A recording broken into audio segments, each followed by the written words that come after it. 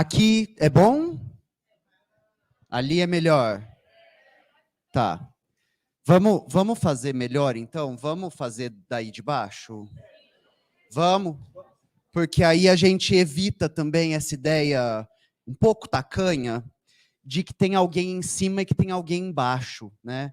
De que tem alguém que fala e alguém que só escuta, né? De que tem alguma coisa que fica presa desse lado e alguma coisa que fica restrita aí embaixo. Não, eu ainda, o pino na bacia só reclama no frio. Galera, vocês conseguem ver bem aí no fundo? Escuta bem? Não escuta bem? Ah, tá, porque a galera cobre, né? Ixi, será que eu volto lá para cima, então? Ai, ai, ai. A gente tenta construir recurso de democracia, mas a galera gosta mesmo é de uma aristocrata safada. Então, bora lá. Ah, não, mas aí não vou ficar atrás da mesa, né, gente? Não. E eu vim combinando com a toalha. Né? Me respeita. Gente, eu vou... Muito obrigado.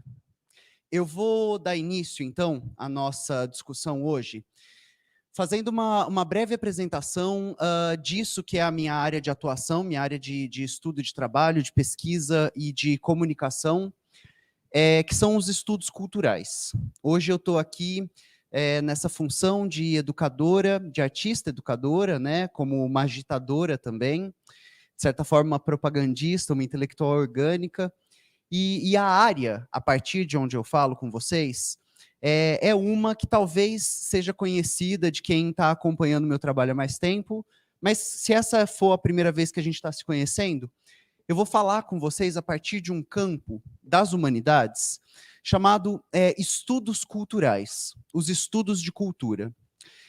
Que será que são essa coisa? Né? Que diabo é isso?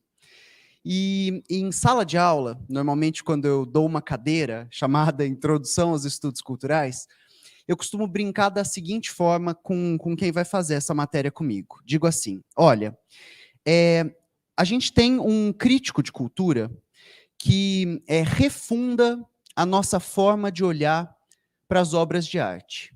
É o Raymond Williams. Ele é um britânico, marxista, que está produzindo o grosso do trabalho dele na metade do século passado. Então, a partir do 1950, mais pungentemente nos 60, 70, e ele falece em 88. O Raymond Williams, ele tem um livro que talvez seja uma das obras derradeiras da intelectualidade dele, que se chama Palavras-chave, um vocabulário de cultura e sociedade. Quando o Raymond, e todo bom autor faz isso, no título da sua obra, ele conta ao que ele veio, ao que ele vai se prestar. Então, quando a gente olha para o Max Weber, e ele escreve a ética protestante e o espírito do capitalismo, você que está lendo esse título tem que falar, pera, deu alguma coisa errada.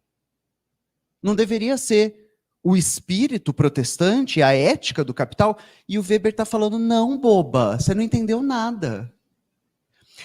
Uma troca num modo de produção, essa é uma leitura marxista da obra, tá? Mas vamos junto. Uma mudança no modo de produzir a vida. Então a gente está saindo de resquícios do feudalismo. A gente está abrindo a mão de alguma coisa que ficou conhecida como mercantilismo.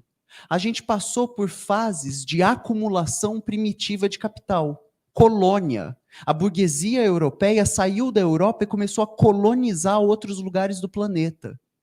Nesse momento, a superestrutura vai precisar explicar a infraestrutura. Em termos marxistas, a gente usa essas duas palavras.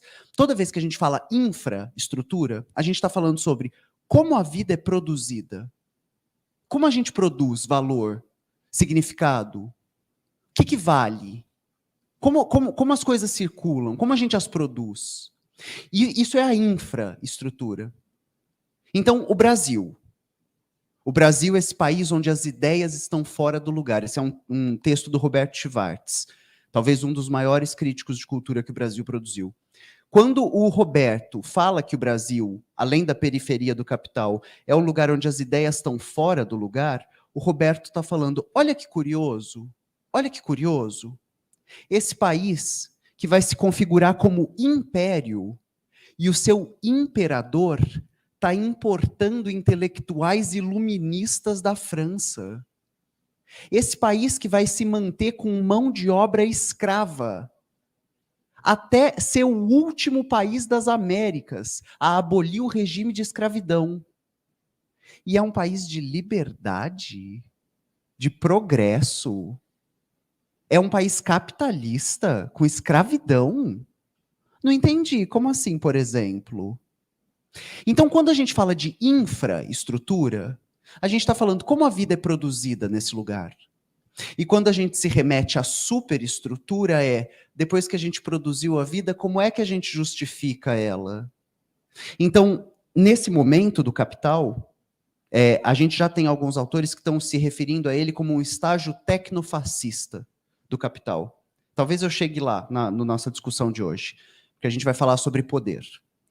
E nesse momento do Capital, onde os nossos postos de trabalho estão sendo diluídos, onde o que era privado, pessoal, e o que é profissional se diluem, onde tem uma tela te assistindo o tempo todo, onde a sua jornada de trabalho nunca mais acaba. Você acorda trabalhando e vai dormir. Nesse momento, eu vou precisar de um discurso que justifique isso. Bem-vindos à era do coach. Trabalhe enquanto eles dormem. Estude enquanto eles... Você não é mais classe trabalhadora, você é colaborador. Né? E esse é o sujeito neoliberal. É o sujeito que assume na própria mão o seu chicote. Né? Bom, a gente vai falar um pouco sobre isso no encontro de hoje. Mas volta. Olha para onde eu estou te levando. Um bom título, ele precisa, no seu título, dizer o que ele veio. Eu dei esse parênteses para falar do Weber. Em A Ética Protestante e o Espírito do Capital, ele inverte os termos para fazer você pensar. É um novo momento de produção. Esse novo momento de produção demanda que o catolicismo se desintegre. Eu vou ficar levantando e sentando o tempo todo, tá? Então já vamos junta. E aí o catolicismo, ele é um sistema que não tem mais lugar no mundo, naquele mundo. Qual é aquele mundo? Um mundo que vai acabar com o antigo regime. O antigo regime, ele está consolidado por privilégio de nascença, ele está consolidado por direito. Eu nasci em tal... Não, eu vou governar porque Deus me escolheu. Esse é o catolicismo. Né? Ele parece muito com os faraós no Egito. Eu falei faraó. Então, vem. Como está havendo uma mudança no modo de produzir a vida, a gente vai ter que mudar o modo como a gente explica a vida. O catolicismo vai dar lugar a uma nova ética, a ética protestante, que é a ética do trabalho, que é a ética de pegar os proventos do que você produz e investir mais no trabalho, que é a ideia de que você será salvo pelo trabalho, de que Deus ajuda quem cedo madruga, de que Deus gosta de trabalhador. E a aristocracia preguiçosa dos palácios agora vai passar a ser vista como um verme a ser extinto de um novo corpo social. O capital detesta o que a aristocracia representou. E aí ele produz uma nova classe e ele a justifica numa nova religião. Em palavras-chave, são essas palavras que abrem a coisa. Palavras-chave, um vocabulário de cultura e sociedade, o Raymond está falando. Se você olhar para uma palavra e para a trajetória etimológica dela, você captura a trajetória de um povo na história. A palavra cultura entra na língua inglesa no século IV, 300 e qualquer coisa depois de Cristo. Ela entra a partir do latim. ela vai entrar no francês, no espanhol, no inglês, todas as línguas indo-europeias. E ela entra a partir do latim colere. Colere é cultivo. E a gente mantém essa ideia no português. Cafeicultura, o cultivo do café. Apicultura, o cultivo da abelha. Agricultura, o cultivo do agro, da terra. Bom, então o que é cultura? Tudo aquilo que a gente cultivar. Isso é bom ou isso é mal? Isso é a medida exata do que é um povo e uma sociedade num tempo. Cultura do estupro. O que isso significa? Que a gente vai ter que lidar com isso. Porque isso foi cultivado nas nossas sociedades. Racismo, LGBTfobia, misoginia, capacitismo. O que isso significa? Que essas coisas foram cultivadas. E parte do nosso trabalho, como pessoas desejosas e desejantes de um outro mundo, é ser realista e demandar o impossível. É ser realista e demandar o impossível. Nessa obra, o Raymond está chamando a nossa atenção para que a gente atente para algo que eu vou tentar dizer aqui. Mas eu estou pegando o Raymond Williams, mas eu poderia fazer um grande aparato dos intelectuais do século XX. Isso vai aparecer na filosofia da linguagem, isso vai aparecer na filosofia pura, isso vai aparecer na teoria crítica, isso vai aparecer no marxismo, isso vai aparecer na história.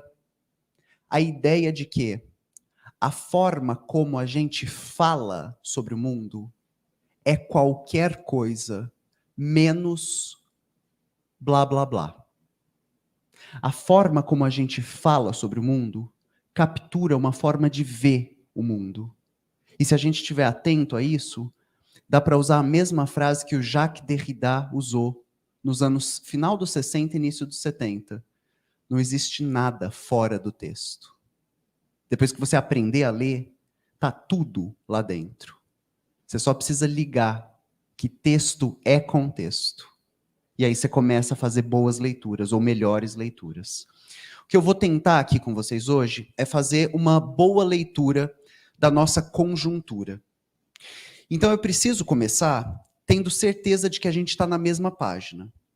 Então vamos ver se a gente está na mesma página. A gente está atravessando alguma coisa sem precedente na história recente. Desde a Guerra Fria, a hegemonia econômica e militar dos Estados Unidos nunca foi questionada. Ela passa a ser. Você está entendendo do que eu estou falando? A gente tem um bloco composto por China, Arábia Saudita e Rússia, que estão mudando a perspectiva de quem é o centro hegemônico do planeta. Isso não acontecia desde a Guerra Fria. A gente tem uma guerra em solo europeu, que dura mais de um ano. Isso não acontecia há mais de um século. E, conforme o parafuso do capital vai dando mais voltas, e ele depende da extração cada vez mais aviltante de valor, a dinâmica centro-periferia vai ficando cada vez mais absurda. Rita, não entendi. E aí vamos estabelecer alguma coisa aqui entre a gente? Isso aqui não é Netflix, isso aqui não é novela das 8. Eu estou falando, como a gente fala do mundo, é como a gente age e vê o mundo. Você não assiste aula. Assiste, você assiste tua novela. Assiste, você assiste teu jogo de futebol. Aula você faz. Eu preciso que você faça essa aula. Então, se a qualquer momento que eu estou falando se perder para você, é só você que importa.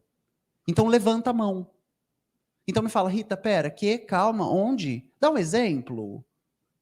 Não existe interrupção. A gente está tentando construir alguma coisa em coletividade. Se eu ficar aqui falando igual a professora do Snoopy, vocês não têm nem mais idade para saber o que é isso, né? Tinha um desenho animado de um cachorrinho, e aí a professora das crianças, quando ela falava, tocava um trombone. Foram fofão, fom, fom, fom. Porque ninguém estava entendendo nada que saía da boca dela. E isso é exatamente o que o professor não pode se tornar. Por que que as nossas universidades, que são universidades de ponta no planeta, estão compostas num tripé? Educação, bom, primeiro de tudo é pesquisa. Pesquisa, ensino e extensão. Por que que a gente estende para fora da universidade a universidade? Porque se a população de um lugar deixar de entender para que serve um intelectual, bem-vindos ao fascismo. A extrema-direita depende do descrédito intelectual. Não tome vacina. Não pense em crise, trabalhe. Não busque nada melhor. Deus disse, não contesta, obedece. Marcha soldado cabeça de papel. Existe um polo político que depende do descrédito intelectual. Gente, a gente é o país que produziu um dos maiores intelectuais do planeta, Paulo Freire, terceiro intelectual mais citado do mundo nas humanidades. A vida do Paulo Freire é lutar, entre outras coisas, por uma pedagogia da pergunta. Por que a extrema-direita odeia Paulo Freire? Porque depois que você aprendeu a perguntar, você aprende a responder. Você não precisa que ninguém te tutele. Aprender a fazer a pergunta certa te desloca sem precedente na estrutura do conhecimento. Se tudo correr bem, hoje eu vou te ensinar a fazer algumas perguntas. Então eu falei que eu vou tentar fazer uma boa e breve análise da conjuntura. Eu estou falando que a hegemonia de um bloco está posta em xeque. Eu estou falando que tem uma guerra acontecendo. Eu estou falando que a gente está vendo uma onda conservadora sem precedentes na história do planeta vindo na nossa direção. Atenção, se qualquer pessoa que acredita que a gente viu o pior, vocês não estão fazendo a leitura adequada da realidade. Eu preciso informar isso para vocês. E aí vocês não precisam acreditar em mim, vocês podem ler um dos maiores intelectuais vivos do Brasil, que é o Paulo Arantes, professor emérito de filosofia da USP, no último texto público que ele escreveu, chamado Eleições do Fim do Mundo. Fica de convite para quem quiser lê-lo. Mas volta. Deixa eu terminar essa breve análise de conjuntura. Uma das coisas da qual o fascismo depende, para além do descrédito do intelectual, é se mover numa direção. Essa direção é encontrar um bode expiatório, um inimigo comum. Então todos nós temos que odiar um novo sujeito. Bom, vocês estão vivos, vocês são estudantes e estudantas, vocês estão aqui disputando narrativa, lendo, comparando, entendendo. Se a gente voltar 100 anos no relógio da história, conforme o nazifascismo avançou na Europa, quem se tornou o inimigo em comum? Quem tinha que ser extinto, extirpado, posto vivo em fogueira, levado para a câmara de gás? O nazifascismo escolhe de forma muito fácil seu inimigo comum no discurso público. Passados 100 anos, a extrema-direita escolheu um novo bode expiatório, chamado LGBTQIAP+. E aí eu vou tentar te contar alguma coisa. Uganda acaba de recriminalizar ser LGBT. Então, existir é um crime lá. E você está pensando, ai, Rita, mas a Uganda, né? Um país da periferia do... Meu anjo. Agora, enquanto a gente está tendo essa conversa, a gente tem alguma coisa em torno de 64 e 69 países onde existir é um crime. Desses 64 a 69, porque 4 deles são nebulosos, 11 punem esse crime com a pena de morte. Então, se você é uma pessoa LGBT, a sua sentença é morrer. A Hungria, na Europa, acabou de instaurar um serviço anônimo de denúncia, que você vai poder ligar para o Estado e falar, a minha vizinha é sapatão. E o Estado, se houver criança naquela casa, vai tomar a criança daquela família. Nos Estados Unidos, já tem 2 estados onde está proibido fazer drag em espaços públicos. Isso não poderia acontecer. Isso aqui é crime lá. A gente já tem 2 estados que bloquearam o acesso de pessoas trans à saúde, para os seus processos de transição. Famílias com crianças, com adolescentes trans, estão se mudando de estado para poder dar tratamento para suas famílias. O que eu vim fazer hoje com vocês é uma análise sobre poder, gênero e linguagem, mas também é um pedido de socorro. Eu não sei se você está entendendo o que é oração e o que está acontecendo no mundo. E eu preciso que você saiba, a ciência, a educação, a academia só tem uma função: evitar a barbárie. Num dos textos mais importantes que foi produzido pela pedagogia, pelo Theodor Adorno, chamado Educação Depois de Auschwitz, o Adorno fala: Auschwitz, para quem não sabe, é um campo de extermínio, era o maior da história. Era para onde as pessoas racializadas, os pretos e os ciganos, as pretas e as ciganas, os eslavos e as eslavas, na Europa. Os deficientes e as que lá naquela época não se chamava pessoa. Olha, atenção. A forma como a gente fala é a forma como a gente faz. Se você quiser, depois leia o John L. Austin, num livro que se chama Como Falar é Fazer. Ele é o autor do ato de fala. É uma teoria disruptiva na filosofia da linguagem. Essas pessoas, elas não eram chamadas de pessoas, elas eram chamadas de deficiente. Não era uma pessoa com deficiência, não. É a deficiência, primeiro a pessoa, é um deficiente. E elas eram exterminadas. Pessoas racializadas eram exterminadas. Pessoas LGBT eram exterminadas. Judeus eram exterminados. A única política para a diferença no fascismo é o extermínio. E o Adorno, quando escreve Educação Depois de Auschwitz, ele fala: a educação só tem uma função. Agora, depois que a gente conheceu Auschwitz, evitar que Auschwitz volte a acontecer. E aí eu preciso contar uma coisa para vocês. O que está acontecendo com a família Salton no sul do país? O que está acontecendo com o Lollapalooza, na cidade mais rica da América Latina? Você está entendendo que é 2023 e a gente está convivendo tete a tete com o trabalho escravo? Você está entendendo que o Brasil é há 15 anos o líder mundial de assassinatos de pessoas LGBT?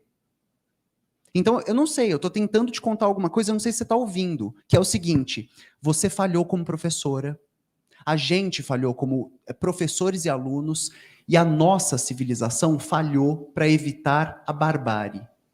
Nós estamos de mãos dadas com a barbárie. E se você não está engajando todas as suas forças para reverter a roda do fascismo, você ainda não entendeu o que é oração. Eu vim aqui falar com vocês sobre 3 palavras, que são poder, linguagem e gênero. Eu acho que elas são fundamentais para que a gente compreenda qual é esse mundo no qual a gente acordou hoje. Para que a gente possa pensar futuro. Para não fazer algo muito abrangente, vocês estão me escutando bem? Sim? Para não fazer algo que fique numa abrangência que escape, eu vou pegar um conceito da psicologia social chamado microagressão. E através de desdobrar esse conceito, eu vou tentar mostrar para a gente que toda vez que a gente permitir que alguma coisa passe como humor, piada, brincadeira, é só o jeitão dele, é só o jeito... a gente está estendendo o tapete vermelho para o fascismo. Não adianta pensar não à anistia e depois ir para a rede social produzir discurso de ódio. É essa economia do ódio, quando eu falei sobre estágio tecnofascista do capital, é essa economia de ódio que tem mantido as redes sociais de pé. São as redes sociais que alimentam as big techs. São as big techs que mandam na economia aqui e agora. E se você não entendeu isso, você não entendeu nada. Nada. Você está sendo feito de palhaço e de palhaça. E aí eu vou tentar provocar alguma coisa em algum sentido. Então, bora lá. Isso que eu estou fazendo é algo que Paulo Freire nos ensina num texto fundamental dele dos anos 80, que é: a leitura de mundo precede a leitura da palavra. Então, o seu Paulinho, ele fala assim pra gente: ô meu anjo, tá boa? Tá boa? Você vai alfabetizar alguém? Você vai alfabetizar adulto? Você vai alfabetizar criança? Se você chegar na sala de aula e falar Eva, viu a, uva, eu vou pegar essa régua e quebrar no seu pescoço. Pedagogia do amor, né? Paulo Freire. Isso, olha, todos os sons do V, Eva, viu a, uva, isso não serve pra nada.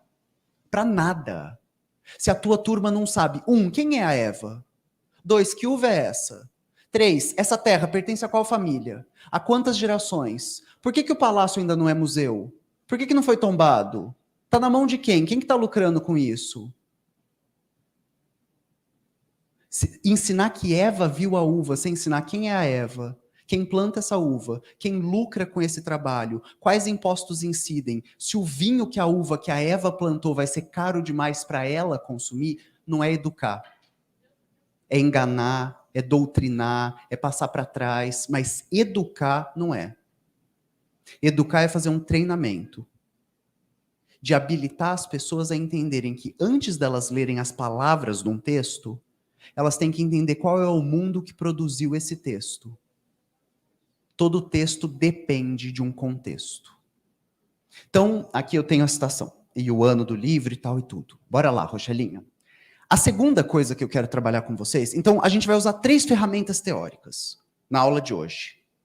A primeira é pedagogia crítica, que foi um pensador brasileiro que fundou. Só que, Rochelle, volta um slide.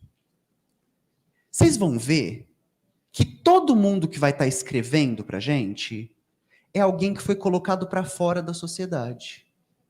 Então, o Paulo Freire, ele é um professor pobre, nordestino, no Brasil.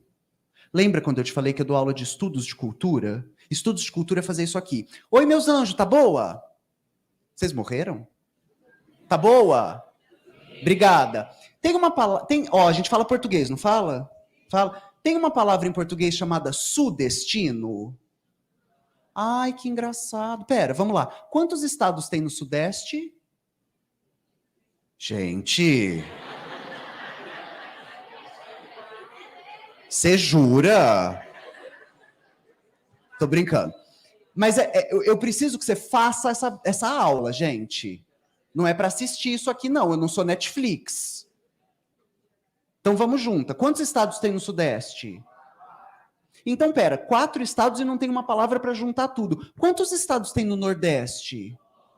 Ah, e tem uma palavra para... Ah, entendi. Então você está me dizendo que Rio Grande do Norte e Bahia... Mesma coisa. Alagoas...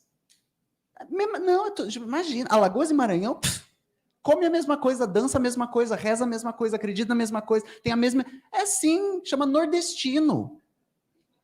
É. Quando você olha para a língua de um povo, você está olhando para a história de um povo. Por que não tem sudestino? Porque foram eles que escreveram a porra da história, meu anjo. A disputa das palavras vem de lá. Ou você nunca parou para pensar que a língua que falam no Jornal Nacional não é a que a gente fala aqui? Ou você nunca parou para pensar que o que distingue língua de dialeto é quem decide? Acho que vocês não estão comigo. Fecha o olho, todo mundo. Vai, gente, eu tô aqui olhando para vocês. Tô vendo que vocês estão de olho aberto. Fecha. Obrigada. Fecha. Ó, eu vou falar 2 coisas, você imagina. Fecha o olho. 1, 2, 3. Escultura. Escultura. Escultura. Vamos lá. 1, 2, 3. Artesanato. Artesanato. Abre o olho. Qual era de pobre?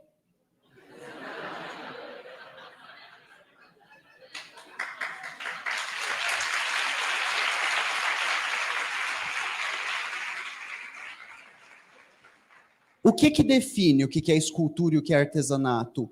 A que vai para o museu e a que vai ser vendida por moeda na barraca. Quem decide se isso aqui é uma escultura ou artesanato? Quem paga por ela. Alta cultura e baixa, cultura erudita, cultura popular. Ah, e qual vai para o museu receber 700 mil no edital e qual vai ser paga com um copo de pinga? Qual vai ser ensinada no conservatório e qual vai ser... Não, isso aí não é música, isso aí é barulho. Acorda, acorda. Quando você olha para as palavras, você está tendo a história de um povo num tempo. Judiar. Por que a palavra judeu está lá dentro? Denegrir. Por que... Ai, tá na hora do meu remédio, gente. Tô brincando. Denegrir. Por que a palavra negro está lá dentro? Responde, gente. A mentira travestida de verdade. Não, não, não. O que esse verbo significa? Mentindo, enganando, iludindo. Mas a travesti está fazendo alguma dessas coisas? Ah, engraçado. Curioso. Não entendi. Como assim, por exemplo? Quando você olha para a língua de um povo, quais corpos podem ser animalizados? Vaca, cadela, piranha, macaco, baleia, viado. Quais corpos podem ser animalizados? O que acontece se a gente muda o gênero de uma palavra? Forte como um touro, vaca. Cantar de galo, galinha. Vagabundo, sem trabalho. Vagabunda. Puto, estou puto, puta. O que acontece se você muda o gênero de uma palavra? Quando você olha para uma palavra, você está tendo acesso à trajetória material de um povo num tempo. Os significados estão em disputa. É isso que o Raymond Williams ensina em palavras-chave, um vocabulário de cultura e sociedade. Quando que comunista vira xingamento? Quando os fascistas venceram. Quando o neoliberal passa a significar algo bom? Quando a ideia de que é possível combater o neoliberalismo não existe mais. Quando que a gente começa a chamar a classe trabalhadora de colaboradores? Quando a ideia de uma revolução dos trabalhadores está morta. Se você deixa de se entender como trabalhador, quem produz a vida, você não tem mais nada, você não tem mais poder nenhum nessa sociedade. Bom, vou voltar. Isso é a pedagogia crítica. E ela está sendo escrita por um... Bom, a gente está aqui entre a gente, eu posso falar, né? Eu estou olhando para vocês e todo mundo aqui é funcionário, discente ou docente. Nós somos as categorias dos fudidos. Funcionário, discente e docente. Né? O Paulo Freire está escrevendo a partir de nós e para nós. Ele é um professor pobre nordestino. Olha o próximo intelectual. É uma gayzona. É uma bichona francesa. É o Foucault. Inclusive, Foucault morre por causa do giro mortal da AIDS. Porque tem certas doenças que, não tem tratamento. Ai, que pena, você vai ter que morrer. É um vírus, né? A gente não sabe o que fazer.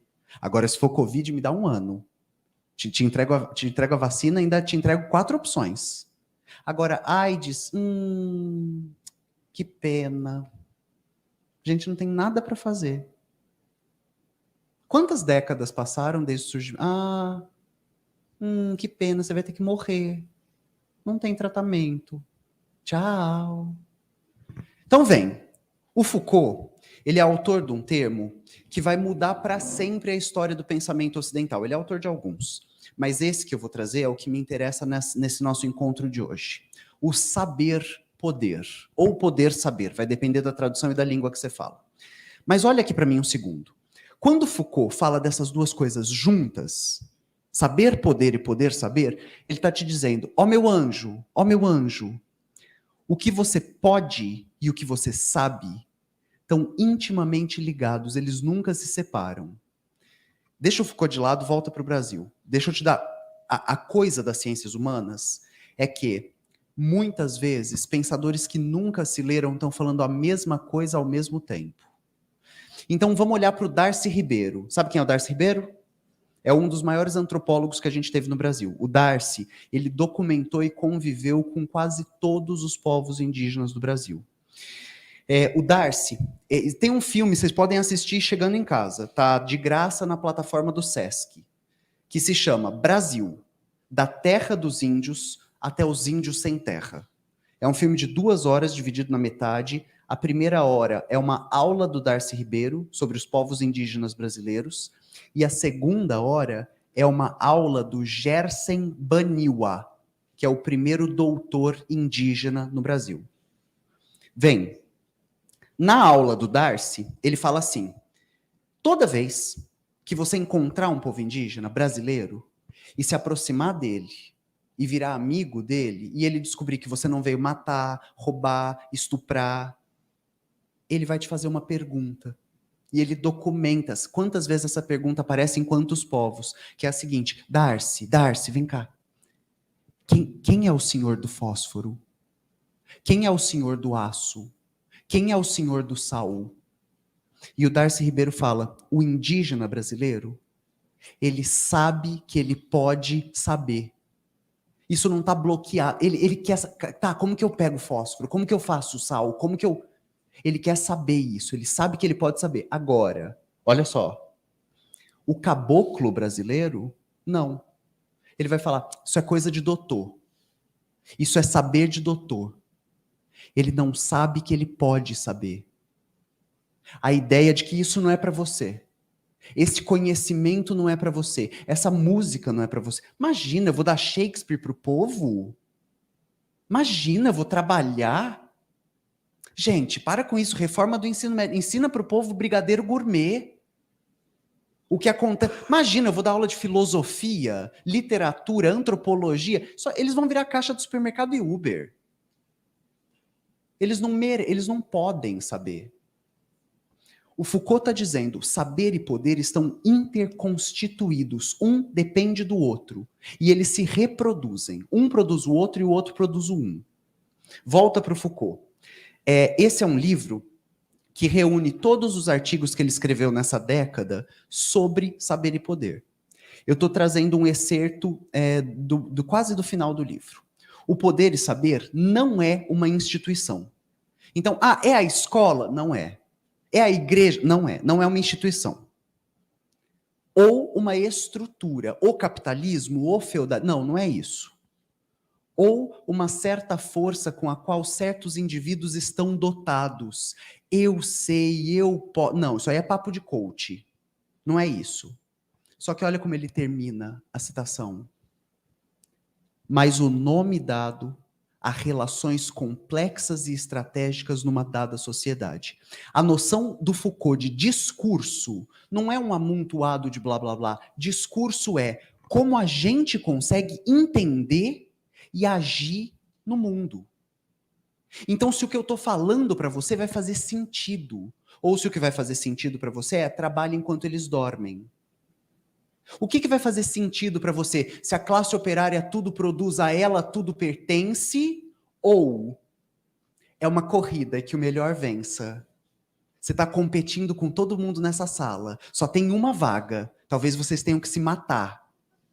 Gente, a gente está rindo, mas essas são as obras de cultura que fazem mais sucesso. Jogos Vorazes. Vamos assistir Pobre se matando? Um dos primeiros reality shows que vira um hit no Brasil, Big Brother Brasil, tem um paredão. O seu poder é escolher quem você vai eliminar. Tem um livro de uma socióloga brasileira que é chamado Rituais de Sofrimento. Ela faz análise de por que os reality shows fazem tanto sucesso no Brasil. A Silvia Viana, professora da FGV de Estudos de Cultura. Volta. O Foucault está te dizendo que saber poder são os nomes que a gente dá para relações complexas numa sociedade. Em sala de aula, eu dou aula de inglês, né? Então eu apresento isso aqui para os alunos e vou para cá. Então vamos olhar o isso aqui que eu apresento para os meus alunos. Eu falo assim: gente, acorda, acorda. A gente tem o poder. O poder estabelece certas instituições, a escola, os hospitais e as prisões. Só que assim que você estabelece uma prisão, você vai estabelecer quem prende e quem é preso. Um hospital, quem cuida, quem é cuidado. Uma escola, quem ensina e quem é ensinado. Essas instituições, elas formam sujeitos. Só que mais do que formar sujeitos, elas incitam, elas provocam, elas produzem as formas de conhecer. É a escola que vai te falar o que é educação. É o hospital que te fala o que é saúde. É a prisão que te fala o que é punição. E essas formas de saber, elas vão reorganizar as estruturas de poder. Elas podem estabilizá-las, modificá-las, redistribuí-las. Então, esse é o esqueminha para ensinar o Foucault na minha aula. A aula 0 do Foucault. Mas é disso aqui que a galera gosta. É quando eu falo para eles, vê se você está entendendo o que eu estou te falando. Até agora, o que eu estou te falando é o seguinte, o discurso é sempre um discurso de poder. Para que a gente aceite, ele tem que ser um discurso de poder. E poder não é soltar a luzinha da mão, não é voar com uma capa. Poder é assim. Vamos juntas. O que é o crime? E aí eu preciso que você me responda, um discurso de poder. O crime é um... Como assim, por exemplo? Vamos junta. A gente mora no Brasil. Tem um magnata carioca do petróleo, sei lá, vou inventar uma história. Imagina que ele chama Oik Batosta. Um magnata bilionário do petróleo no Rio de Janeiro. O filho dele, olha para essa mão, o filho dele, dirigindo um carro sem documento, acima do limite da velocidade, sob o efeito de entorpecentes, vai atropelar, não prestar socorro e matar. Quantos crimes eu falei? Um homem preto, pobre, periférico, em cima de uma bicicleta. O filho do magnata carioca vai ser preso? Ele vai ser inocentado em 2012. O que teria acontecido se um homem preto, pobre, periférico, em cima de uma bicicleta tivesse matado o filho do magnata carioca? Então eu vou te fazer a pergunta de novo. O que é um crime? É um discurso. É um discurso de poder manuseado caso a caso pela esfera de poder, que decide o que vai ser e o que não vai. O que é uma doença? Um discurso de poder. Rita, pera, calma. Diarreia. Dengue. E eu tô falando, não, meu anjo, não é assim tão simples. É um pouquinho mais complexo. É assim, ó. Que dia foi ontem do mês? 17 de... É uma data histórica e mundial. 17 de maio de 1990. Vê se você me entendeu. 1990. É a data na qual a Organização Mundial da Saúde, uma esfera de poder, descriminaliza, despatologiza uma doença tenebrosa. Sabe qual era o nome da doença? Homossexualismo. Até 1990, o corpo sapatão, o corpo travesti, o corpo viado, tá doente. Tá doente, tá doente. E a partir do momento que eu falo tá doente, o que eu posso falar? Interna. Tem cura. Tem remédio. Você não pode assinar, você não está no pleno exercício das suas faculdades, você está doente. Não liguem para ele é um doente. Não pode elegê-lo, ele é um doente. Não deem ouvidos, ele é um louco. Um dos livros do Foucault chama A História da Loucura. Como é produzido o discurso da loucura? Quem é louco? Histérica. Sua histérica. Como é produzido esse discurso? Qual esfera o produz? Quais corpos ele atinge? Como ele desumaniza esses corpos? Como esses corpos deixam de ser seres humanos e passam a ser doentes? Bom, eu falei com você em 1990. Sabe quando a Organização Mundial da Saúde despatologizou a transexualidade? 2019. Você me entendeu? Até um ano antes da pandemia, a Organização Mundial da Saúde... Tá vendo que todo mundo tem mestrado e doutorado? Tá vendo que todo mundo foi para Harvard, Yale, Oxford? Até 2019, quando eles olham para uma travesti, eles falam, um doente mental. O que é uma doença? É um discurso. Quero ler para vocês uma doença do século XIX. Anteontem, eu estava dando a aula de abertura do curso de Direitos Humanos do Ministério de Direitos Humanos e da Cidadania no Brasil. Eu fui convidada para dar aula magna de abertura. E nessa aula, eu fiz questão de fazer essa pesquisa, de mostrar como esses discursos foram desumanizando os seres humanos. E aí eu quero contar para vocês de uma doença do século XIX, produzida por médicos, psiquiatras.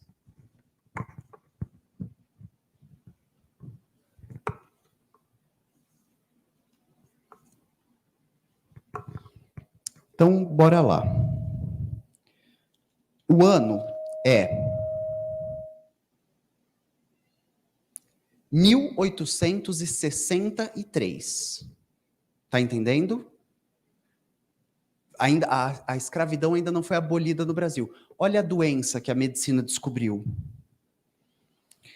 Drapetomania. Drapetomania. Olha a descrição dessa doença no CID, no livro que descreve quais são as doenças do ser humano.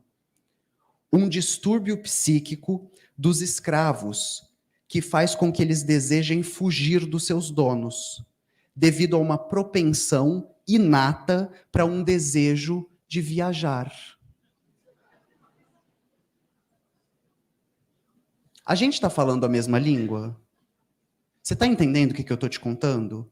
Que no século XIX, a medicina está falando, menina, tem uma doença que dá nesses pretinhos que faz eles querer fugir. Que coisa louca!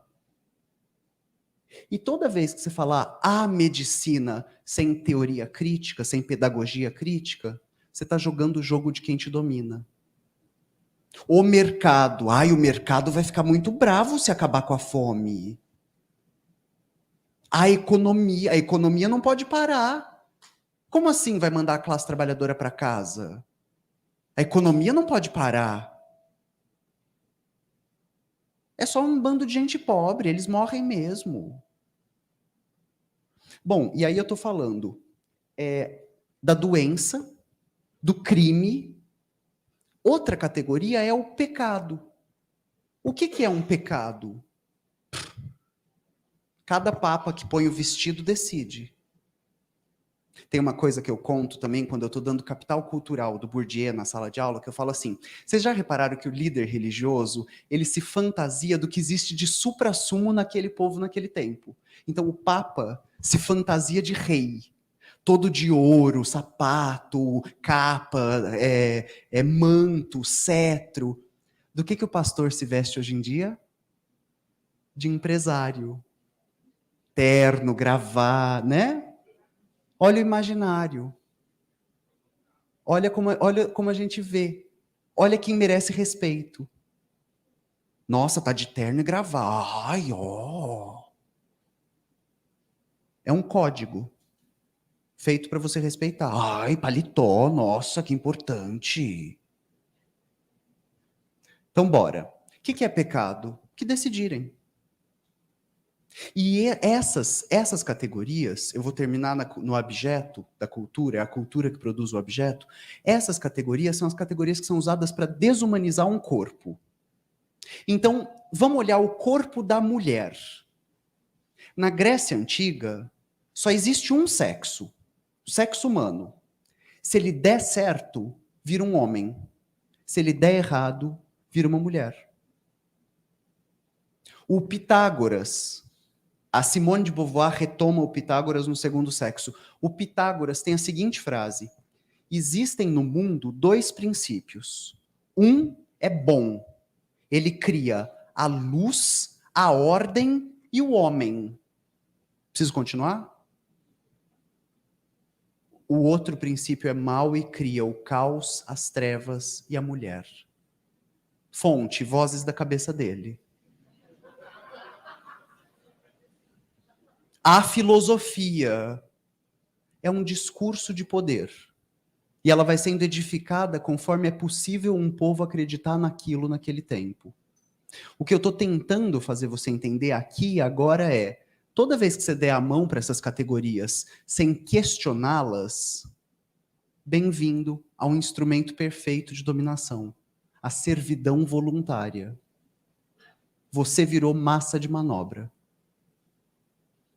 Como é produzida a doença, o pecado, o crime, o abjeto? Então, eu vou encerrar esse slide assim aqui agora. Eu cresci nos anos 90. Tem um programa de humor muito famoso nos anos 90 chamado Zorra Total. Esse programa tem um quadro que durante o 99, 2000 e 2001 é o quadro principal do programa, é o ponto de maior audiência, é o pico de audiência da Globo, que é a maior emissora de TV grátis, que chega na casa de mais de 100 milhões de trabalhadores e de graça, no sábado à noite, que é o único dia que a classe trabalhadora tem em casa. À noite. E aí tem essa esquete de comédia que um ator faz um pai respeitável, de terno, e ele chega para os seus iguais. Ele está no círculo militar, ele está na festa de formatura da medicina, e ele encontra um amigo. E esse amigo fala: Carlão, como é que você tá? E o seu filho, o Alfredinho, como tá? Ah, Alfredinho é um devasso. Nossa, uma máquina de devorar mulheres. E aí, de repente, aparece o Alfredinho, que é o Lúcio Mauro Filho, inteiro de rosa, paetê e strass, e ele fala: Papi! E ele vem correndo, desmunhecando, rebolando, para do lado do pai e envergonha. O que é a vergonha? Ah, parece que está funcionando. E aí ele envergonha o pai até que chega no ponto final, a punchline, a piada final que encerra a sketch. O ator que faz o pai olha para a câmera e fala: onde foi que eu errei? Quem cresceu escutando todo sábado à noite que era um erro para sua família? Que a sua vida significava: meu pai errou, minha mãe errou. Quem não pôde crescer como um ser humano, mas como um animal, como um pecado, como uma doença, como um crime? O nosso objetivo aqui hoje é entender como esses discursos nos desumanizam e como são sempre eles que são usados para criar o abjeto daquele tempo. Se a gente der a mão para esse discurso sem questioná-lo, a gente está fazendo o jogo do opressor. Ok? Quanto tempo eu tenho, amiga? Não é assim não, gente. Não. Não é assim não. Todo mundo tem mais o que fazer. Então, vamos junta.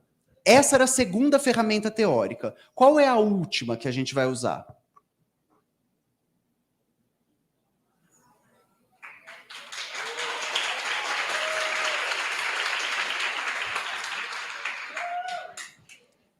Então, primeiro, eu coloquei na tela um professor pobre nordestino. Depois eu coloquei na tela um viado francês. Agora eu estou colocando na tela um judeu alemão do século XIX. O primeiro apelido desse cara foi Moro. Com U, tá? Mouro. Para a Europa ocidental, Mouro significa preto. Porque ele tem a barba escura, o cabelo escuro e o olho escuro num país onde todo mundo tem a barba, o cabelo e o olho claro. O Marx cresce sendo chamado de preto. E ele produz uma ferramenta filosófica. O nome dessa ferramenta é materialismo histórico dialético. Vamos olhar para essa ferramenta? Ela chama materialismo porque ela está falando: eu não sou idealista. A matéria, o mundo da matéria, você explica pela matéria. Vamos lá. Se eu falar assim: oi, meus anjos, tá boa? Por que a gasolina tá R$8? Você fala: já sei. Vou olhar o mapa astral do presidente da Petrobras. Ah lá, gêmeos, indeciso, inconstante. As geminianas detestaram a piada. Isso aqui seria um método espiritualista. Eu estou explicando o preço da gasolina por causa dos astros, da posição dos planetas. Isso é um método espiritualista. Existe um método idealista. Eu vou explicar o mundo através das ideias. Então eu vou te falar assim, 1800. Essa turma agora, nós somos o 1800, tá? Essa galera daqui é uma fábrica, essa galera daqui é uma loja. Oi, 1800. O que é o que é? Usa calça e trabalha. No 1800, o que é o que é? Usa calça e trabalha? Só tem uma resposta possível, gente. Um homem. Se eu entrar numa máquina do tempo e sair em 2023 e falar o que é? Usa calça e trabalha. Qual que é o seu nome? Como? Marinal, você trabalha? Você tá de calça? O que aconteceu? E aí um método idealista vai falar o feminismo. O feminismo é um conjunto de ideias que prega que a mulher... Deixa eu te contar por que um método idealista não serve para nada. A primeira onda feminista, o sufrágio, começa com mulheres brancas de classe média alta, que estão falando assim: queremos votar! E os homens pobres estão assim: você jura que você quer votar? Queremos trabalhar! E as lavadeiras, as passadeiras, as babás estão assim: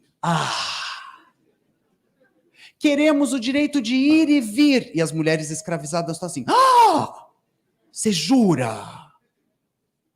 A primeira onda do feminismo só pensa em uma mulher, branca e rica. Olha e isso que eu estou fazendo é um método materialista. Ele olha para a matéria. Então deixa eu te explicar a calça que trabalha através de um método materialista. Do 1800 para cá, alguma coisa aconteceu no mundo. Vamos ver o que aconteceu? Vamos. A gente vai ter o fim da Revolução Francesa, as guerras, né, da Revolução Francesa, as guerras de independência das colônias africanas, as guerras napoleônicas. A gente vai ter a Primeira Guerra Mundial, a gripe espanhola, a quebra da Bolsa de 29, a ascensão do nazifascismo, a Segunda Guerra Mundial, a guerra... O que vai acontecer com a população de homens na Europa? O que vai acontecer, gente? Tô brincando, eu tenho até amigos que são. Ela vai morrer. E a fábrica vai parar? A loja vai parar? Não. E quem que vai assumir os postos de trabalho? E aí está a calça que trabalha, porque não dá para trabalhar de vestido, descer e subir de caminhão. A máquina te engole. Não tem bolso. A calça que trabalha é uma mudança material da sociedade. Não tem nada a ver com o espírito, não tem nada a ver com as ideias. É material. E ele chama materialismo histórico e dialético porque nada começa aqui e agora, tudo tem uma história, e essa história está composta de negação e negação. É sempre algo em relação a algo, e essa oposição vai gerar outro algo. De forma muito abreviada. Me acompanha aqui agora. O materialismo histórico dialético está propondo o seguinte: último censo no Brasil. 33% da população brasileira é mulher e preta. Olha para o Senado. Olha para o Congresso. Olha para as altas cátedras universitárias. Olha para quem dá aula. Olha para quem monta o curso. Olha para quem comanda a empresa. Olha para quem manda no banco. Olha, você achou 33% de mulheres pretas? O que aconteceu? É histórico e é material. Tem algum processo que impediu ou dificultou esses corpos de chegarem até lá. Tem alguma coisa que aconteceu que essas pessoas não foram consideradas pessoas, mas foram subvertidas em alguma outra coisa. Então, através do materialismo histórico dialético, o que eu estou falando para vocês são três coisas. Toda vez que você identifica uma minoria, não é sobre número, é sobre acesso e direito. É um grupo que tem pouco acesso e pouco direito. 2, quais foram os processos históricos que fizeram isso acontecer? Como esse grupo ficou sem acesso e sem direito? 3, as questões raça, classe, gênero, sexualidade, são questões materiais. Elas compõem o corpo. Ela é material. Quem a polícia vai confundir parafusadeira com metralhadora e dar 28 tiros?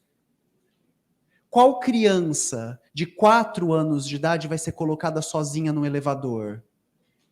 É material. É material. Não há nada subjetivo. O subjetivo constitui a matéria. A atenção de vocês está cada vez mais curta. Porque vocês estão viciados num aparelho que treina a atenção de vocês para 15 segundos. E aí você não dá mais conta de ver um filme sem parar. De se engajar numa discussão sem parar. De construir um argumento longo. Você vê 2 parágrafos, você fala, ih, textão. Você está sendo treinado para virar idiota. É isso que a rede social faz. Ela te treina para ser um energúmeno. Há 60 anos atrás, aos 14 anos, tinha criança lendo Crime e Castigo. Agora, aos 14, a gente está jogando Pokémon. É um processo de treinamento, de estupidez. Reduz o span de atenção, treina para texto curto, reduz a capacidade de comunicação, limita os caracteres. É material. Material. Se você ainda não me entendeu, tem um projeto por trás disso. A Marilena Chaui, que é uma das maiores intelectuais que o Brasil produziu, uma mulher de esquerda, uma professora e uma filósofa, professora emérita da USP, professora de filosofia moderna, tem um livro chamado Cidadania Cultural e Política Cultural. Na introdução desse livro, a Marilena Chaui fala o seguinte: a comunicação de esquerda precisa fazer 4 coisas de uma vez só. 1, desmontar o senso comum. Bandido bom é bandido morto. E aí você tem que falar, quem é bandido? Como o crime se constitui? Quem vai para a cadeia e quem nunca vai? Qual filho de playboy pode matar uma pessoa e ser inocente? Então, 1, desmontar a aparência da realidade. 2, mostrar o que é o senso comum e como as coisas operam. 3, mostrar o que elas escondem, o que está por trás delas. E 4, fazer com que a pessoa que te escutou tenha desejo radical de vir falar junto com você. Que saia da posição de ouvinte e que venha falar. Que multiplique. Faz isso em 120 caracteres. Faz isso num stories de 15 segundos. Faz isso num vídeo de 5 minutos no YouTube. Tem uma comunicação que se privilegia na burrice. Tem uma comunicação que é impossível na burrice. Enquanto um lado pode falar, os imigrantes vão tomar os seus empregos. O outro lado precisa falar, todo mundo é imigrante. A fronteira foi inventada. A gente roubou terra dos indígenas. Todo mundo que está aqui imigrou. Foi trazido, escravizado ou veio. É fruto de estupro. E aqui pode falar, os imigrantes vão tomar seus empregos. Qual comunicação se beneficia da restrição de tempo e caracteres? Bom, vamos. Vou pular a psicanálise, não vai dar tempo. Ai, vocês me chamam numa próxima. E aí a gente fala sobre psicanálise, linguagem e poder. Aqui, eu quero dar o último exemplo para você porque tudo isso que eu estou construindo com vocês é uma disputa ideológica. Eu estou mostrando como a filosofia e a história da filosofia pensaram a questão. Agora eu vou te mostrar materialmente na sua frente do que eu estou falando. Como a linguagem constitui a realidade. Atenção, por favor. Se você for levar uma coisa da aula de hoje, leva isso. Aqui eu tenho 2 pesquisadores do século XIX, do 1800. Eles são, respectivamente, um aristocrata inglês e um aristocrata alemão. O aristocrata inglês, que nasceu, cresceu e morreu num palácio sem nunca saber o que era lavar um prato, ele faz uma coisa chamada estudos clássicos. Então ele lê o que de melhor foi produzido pela Grécia e pela Roma antiga. Quando ele está lendo a Ilíada e a Odisseia do Homero, ele percebe uma coisa engraçada, que é o seguinte: não existe a palavra azul nesses dois catataus desse tamanho. E aí ele fala para a bicha amiga dele: bicha, não tem azul. E ela fala: não, pera, calma. A Odisseia não se passa no mar? A Ilíada não é a guerra de Troia? Eles não estão toda hora falando do céu? Sim. E como que eles falam do mar? Oceano cor de vinho escuro. E como que eles falam do céu? Tem hora que tá claro, tem hora que tá escuro, tem hora que tá rosa pelos dedos da aurora, tem hora que tá vermelho. Pera, então não tem azul. Não, não tem azul. Eu tô deixando os artigos que eu tô usando todos sempre, e os livros, as citações e as páginas, tá? Não tô tirando nenhuma informação da axila.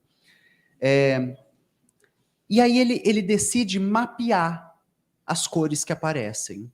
E ele vai chegar nessas cores aqui e nesse número de vezes. É claro e escuro, vermelho, amarelo e verde. São essas que aparecem. O Geiger, depois de receber essa pesquisa, vai fazer a mesma pesquisa com outros textos da Antiguidade Clássica. Então o Homero leu Grécia e Roma, o Geiger vai ler sagas islandesas, uma versão do Corão, o Pentateu, 5 primeiros livros da Bíblia em hebraico. Ele vai ler fábulas chinesas e canções hindus. Quando ele termina a pesquisa, procurando a cor azul, ele conclui: uma coisa que ninguém jamais aprenderia com esses textos é que o céu é azul.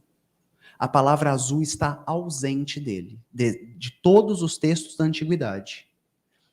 O que esses dois pesquisadores concluem? Nada.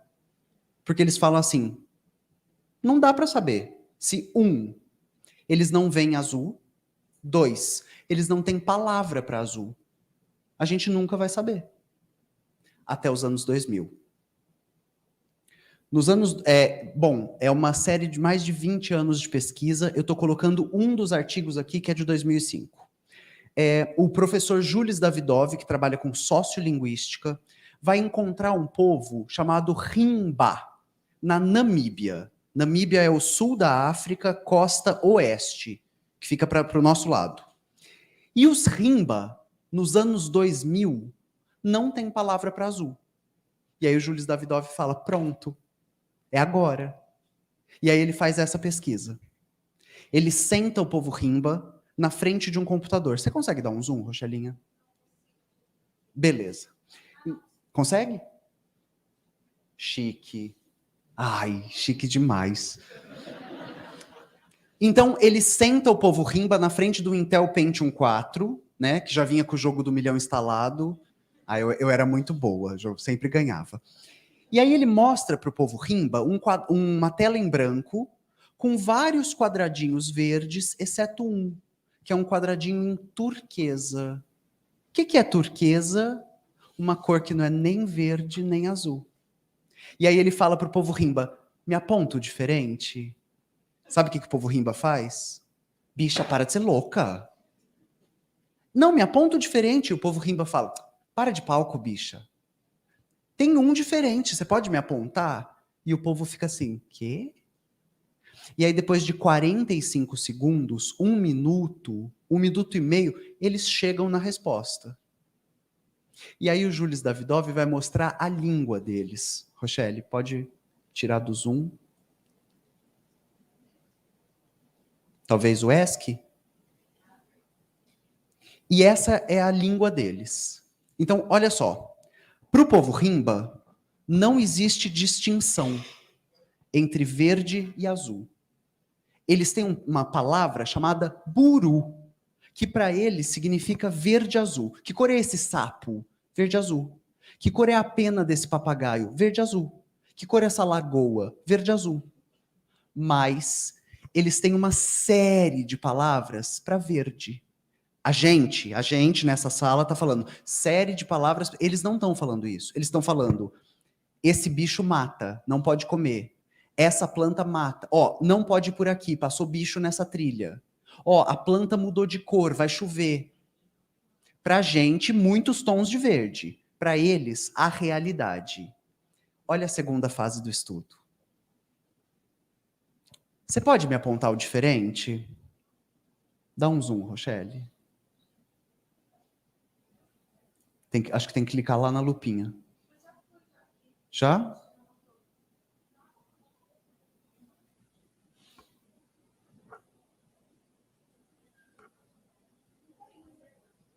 Será um S que volta?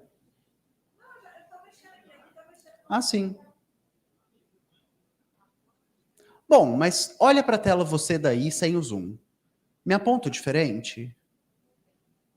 E se agora, olhando para a tela, você está falando, ixi, eu estou falando, uai, mas você não é a boa zona? Você não é a distintora de cores oficial do Estado brasileiro? E agora que você está olhando e está falando, xi, eu estou falando bem-vindo. Sem a palavra, sem o treinamento, sem a cultura, o mundo é invisível para você. Você não está vendo o mundo.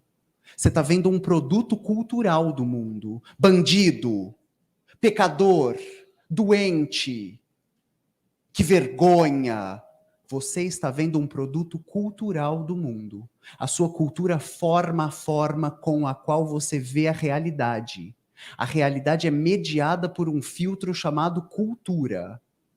E sem o treinamento e sem as palavras, você não sabe o que você está vendo. Ou pode ser que você esteja vendo. Agora, os Rimba, quando olham para essa imagem, na hora falam: aqui, ó. Esse é o diferente. Pode pôr na tela, amiga.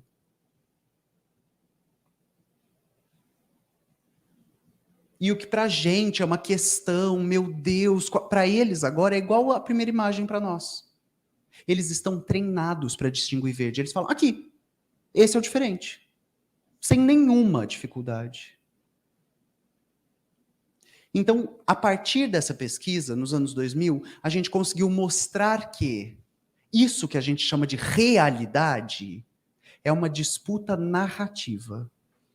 Ela está construída a partir do nosso referencial cultural. O que a gente vê ou não do mundo é resultado do mundo que a gente construiu. Feminicídio. Tá entendendo? O que significa feminicídio? É uma mulher que vai ser assassinada porque é mulher. Ela vai ser assassinada dentro de casa, pelo seu parceiro ou ex-parceiro, pelos seus familiares. O motivo do crime, ela é uma mulher. Não é um homicídio, é um feminicídio. O que está motivando essa morte ela é uma mulher. Racismo, LGBTfobia. Você está entendendo o que acontece quando você não tem a palavra para falar do mundo? Quando você não tem o treinamento para falar do mundo? Quando te proíbem o acesso às ferramentas de cultura? Quando você não pode ir ao teatro? Quando você não tem a aula de filosofia no ensino médio? Quando a antropologia foi retirada do currículo escolar? Quando você se formou sem ter tido aula de história, geografia? Você está entendendo o que é o novo ensino médio? Beleza. Então vamos, Rochelinha. E aí eu pergunto essa coisa, será que somos capazes de ver alguma coisa sem que haja uma palavra para essa coisa? Eu vou encerrar o nosso encontro aqui. O que é microagressão? Eu falei que eu ia usar um conceito da psicologia social, microagressão, para debater gênero, poder e linguagem. E eu fui dando exemplos dos estudos culturais do momento que a gente começou até aqui. E eu usei a filosofia, a linguística, a literatura para construir um debate. Essa é a potência das ciências humanas. E aí eu vou concluir aqui. Teve uma eleição para presidente nos Estados Unidos. Um dos candidatos era o Biden e o outro era o Donald Trump. O Biden venceu. Assim que o Biden começou a nomear os ministérios, as secretarias. Essa notícia apareceu no mundo. Elas estão em espanhol, elas são uma notícia no México e elas são exatamente o dia seguinte às nomeações. A gente tem uma da direita e uma da esquerda na tela. Direita e esquerda. Eu vou lê-las com vocês. E atenção que agora vocês dão a aula. Isso é o método Paulo Freire. Eu estou te ensinando a fazer pergunta e agora microagressão é você que vai me explicar. Então, notícia da direita. Bandeira do arco-íris. Você consegue dar um zoom, Rochelle? Bandeira do arco-íris. Joe, #Biden, nomeia a um trans como novo subsecretário de saúde. Rochelle, você pode ir para outra? Em zoom também? Agora da esquerda. Formada em Harvard, professora universitária e funcionária da saúde do Estado, a doutora Negrito Raquel Levine se transforma agora na primeira mulher trans nomeada funcionária federal dos bandeirinha dos Estados Unidos. Volta do zoom, Rochelinha. E aí eu te faço uma pergunta, que é: quais são as diferenças entre essas duas notícias? Tem 7 coisas para vocês me dizerem. É só levantar a mão. Então, lá atrás. Seu nome? Abraão, o que você está vendo de diferente?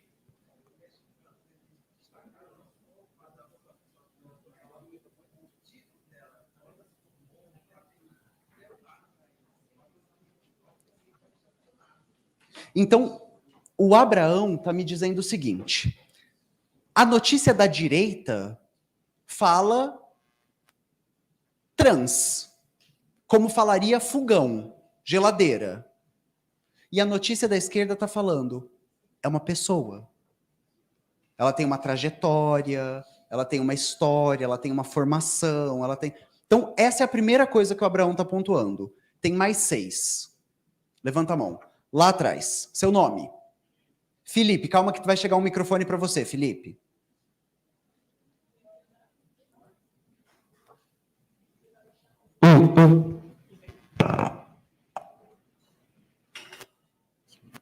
Ele, no caso, a segunda notícia, vai nomear a pessoa, vai identificar com o nome da pessoa, não um mero objeto. Felipe, olha, atenção para o que o Felipe está me falando. O Felipe está falando assim, Rita, sua fudida. Eu estou falando, Felipe, me respeita, eu tenho idade para ser sua mãe. Ele está falando, Rita, pelo amor de Deus, o que diferencia cachorro de Bob? O que diferencia animal de corte de animal doméstico? O que diferencia quem chama de você de minha linda? Oi, Flor, pega ali um cafezinho para mim. Para quem sabe o seu... E aí, por fim, eu comecei a aula falando, o filho de um magnata carioca... Qual que é o nome desse menino? Thor? Ah, e ele matou um homem preto, pobre, periférico numa bicicleta. Qual que é o nome dele? Ah, quem tem direito a ter nome no Brasil? Quem tem nome, gente? Ah, obrigada. Obrigada. Então, segunda coisa, nomeação. Tem gente que não tem direito a ter nome, segundo algumas visões. Então, a primeira coisa que o Moisés, né? Abraão, confundi a figura bíblica. Primeira coisa que o Abraão falou pra gente, quem tem direito a ter história? E a segunda coisa que a gente está ouvindo, quem tem direito a ter nome? Tem mais 5 coisas. 3, aqui, ali, de blusa listrada. Seu nome. Eduardo, espera o microfone para a galera online te escutar. Oi. A bandeira, ele usa a bandeira LGBT na primeira e na outra nos Estados Unidos. Então, olha só o que o Eduardo está me falando. Ele está falando, Rita, sua fudida. Eu falo, Eduardo, né? Pelo amor de Deus, menos intimidade. E ele está falando, uma notícia ela não é composta só de texto. Mas tudo que a gente usa é linguagem. Apareceu emoji? É uma tirinha? É um quadrinho? Qual é a foto? Qual é a capa? Como foi colocado? Abre o feed do Instagram. Qual é a logo? Quais são as cores? Tudo é linguagem. E ele está falando, essa aqui começa com uma bandeirinha do arco-íris. E se você foi impactado por essa notícia, você fala, ah lá os viados, ah lá os arco-íro, as notícias dos arco-íro. E essa de lá termina com a bandeirinha dos Estados Unidos, porque é a primeira vez na história do seu... Você está entendendo que o seu país está se transformando?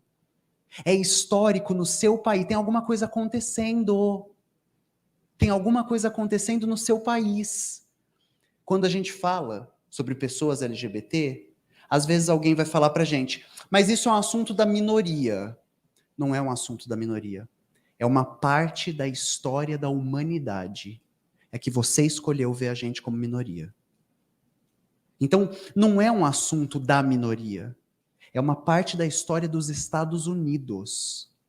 Então, o Eduardo acabou de falar, a distinção entre específico e universal. Meus anjos, todo mundo aqui é aluno de letras? Não, ai, que pena. Para quem é aluno de letras, olha como é que a gente estuda literatura no Brasil. Literatura brasileira, ela é produzida por homens brancos do Sudeste. Literatura feminina, literatura negra, literatura indígena, literatura... Mas a brasileira... Não existe universal. O universal é sempre o particular na posição de poder. Vamos falar de literatura feminina... Não, meu anjo, a gente vai falar de literatura brasileira. É que, por acaso, o vestibular chama de brasileira se for um homem branco da classe dominante. Se for um aristocrata que escreveu. Então, essa foi a coisa número 3. Vamos para a coisa número 4. Então, aqui na frente, de blusa rosa? Seu nome? Boa noite, meu nome é Eva. A cor da foto dela. Do lado de cá tá escuro e do lado de lá tá claro. Chique, Eva. Mas é mais do que isso, ó. Olha o que a Eva tá me falando. A imagem que a gente escolhe, ela também retrata uma visão de mundo. Então, a diferença das imagens é distante e frio, próximo e quente. Qual notícia te distancia e esfria? Qual notícia te aproxima e esquenta? E isso também é construção textual. Então, essa foi a coisa 4. Ali de branco... de mão levantada em pé. Seu nome? Jéssica. É que no primeiro não tem um nome, que no segundo tá em negrito. Exato, mas a gente já falou, quem tem direito a ter nome? Todo mundo. Exato, então uma tira o nome e uma dá o nome. Essa a gente falou. Tem outra coisa que você tá vendo de diferente? Não, foi só isso mesmo. Então, olha só, Jéssica, eu vou apontar uma coisa que... Você é das letras? Sim. Tem uma coisa que eu tenho certeza que seus professores brigam com você todo santo dia, durante o curso inteiro. Se você recebe um texto, acha o verbo. Acha o verbo. Acha o verbo. Análise textual. Você começa pelo... Cadê o verbo? Então, primeira notícia. Joe Biden nomeia a um trans como novo subsecretário de saúde. Qual que é o verbo? Nomeia. E aí eu faço uma pergunta para o verbo. Quem nomeia? Quem é o sujeito da notícia? Ela não é sequer sujeito da notícia. Segunda notícia. Qual é o verbo? Se transforma, se converte. Quem se transforma e se converte? Doutora Raquel Levine. Agora ela é sujeito da própria história. Quem pode ser sujeito da própria história e quem é objeto da história dos outros? Quem pode narrar a própria história? Quem nunca vai poder? História do Negro Brasileiro, escrito pela Lilian Schwartz. Quem pode narrar a própria história e quem nunca vai poder? Existe um livro da Spivak, que é uma das maiores críticas de cultura do planeta. O livro dela chama Pode o Subalterno Falar? E a resposta é não. Porque para falar e para ser ouvido, você precisa falar a língua do colonizador, a língua do dominador. Você precisa higienizar o seu discurso, embranquecer a sua fala, ir para a universidade que ele frequenta, conseguir os títulos que ele inventa, e só aí a sua voz pode ser ouvida. Caso contrário, pecado, doença, crime, piada, louca. Você nunca vai poder falar. Tem uma última coisa. Lá atrás... Então, pera, agora todo mundo levantou a mão. Então vai aí atrás, que está mais perto do microfone. Primeiramente, boa noite. Boa Me chamo noite, Lucas. Lucas. Na verdade, a característica, né, que eu vi entre as duas foi a questão da titulação, no caso, a formação. Na primeira, não aparece uma formação que coloque ela como alguém que seja capaz do status, né, que ela recebeu. Só aparece o fato dela ser trans. E no segundo, na verdade, além do nome e tudo mais, a sua formação, a sua caracterização acadêmica, né, o status que ela tem na questão acadêmica é enfatizado com mais força, no caso. Sim. E aí essa questão é aquela nossa. Quem tem direito a ter história? Quem tem informação? Quem tem... Mas o que eu achei que vocês iam me apontar é outra coisa. Ó, ali tem uma pessoa dando tchauzinho. Ali, ó. Seu nome?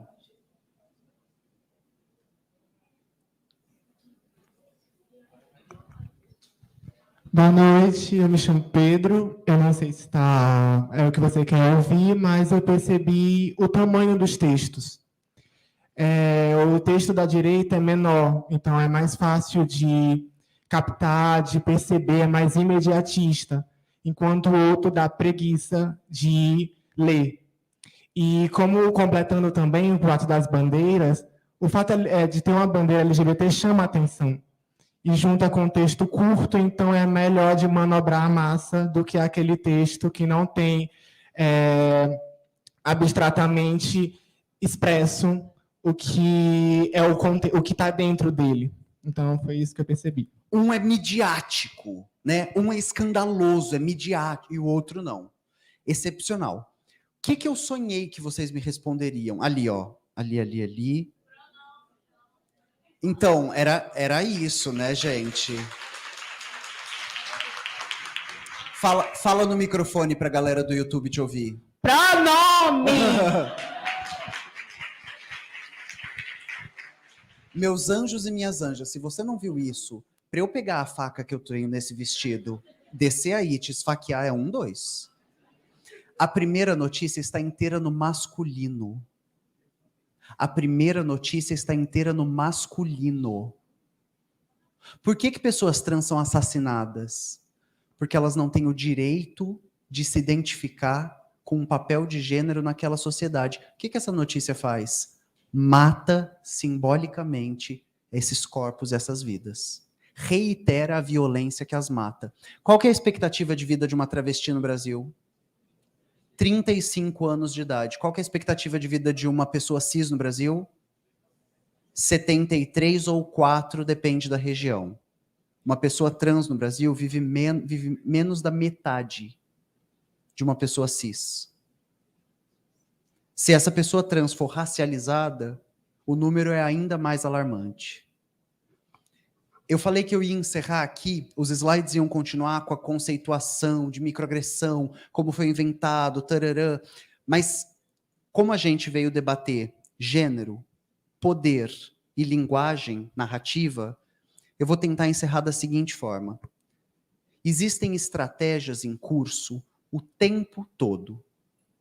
A cada vez que a gente é amparado, transpassado, impactado por um texto, a gente está sendo amparado, transpassado, impactado por uma visão de mundo. Algumas delas vão se passar como invisíveis, naturais, benéficas a todos. O nosso trabalho, como democratas, como pessoas pensando direito e acesso, como pessoas pensando todos os corpos são seres humanos, respeito, inclusão, pertencimento, é 1. Apontar de onde vem esse discurso. 2. Entender o que ele almeja e o que ele pretende. 3, perceber quem está sendo impactado e quais serão os corpos deixados no chão quando essa notícia se tornar natural, invisível e benéfica a todos.